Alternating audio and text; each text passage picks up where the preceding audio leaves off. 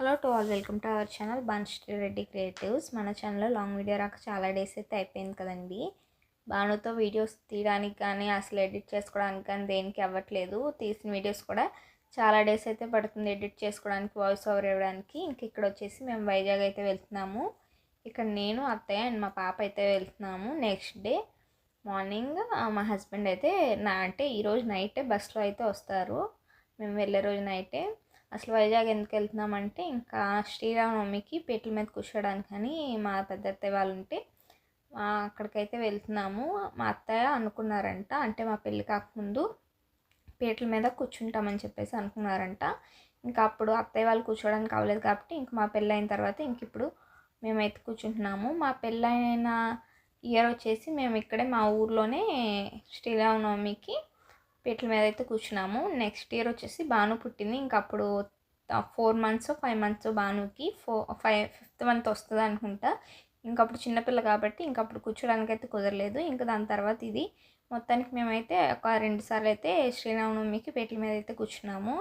ఇంక ఇక్కడ వైజాగ్లో ఇంకా మనం విగ్రహాలకి వాటికైతే డబ్బులు ఇచ్చి మనం నార్మల్గా అయినా కూర్చోవచ్చు. కాకపోతే అత్తయ్య విగ్రహాలకు కూడా డబ్బులు ఇస్తానని చెప్పి అన్నారంట. ఇంక సరే అని చెప్పేసి ఇంకా 4500 అయితే అయింది విగ్రహాలకి వాటికి. ఇంకా వాటికి మనీ అయితే పే చేసి మేమైతే ఇంకా అక్కడ పీటల మీద కూర్చోడానికి అని చెప్పి అయితే వెళ్తున్నాము.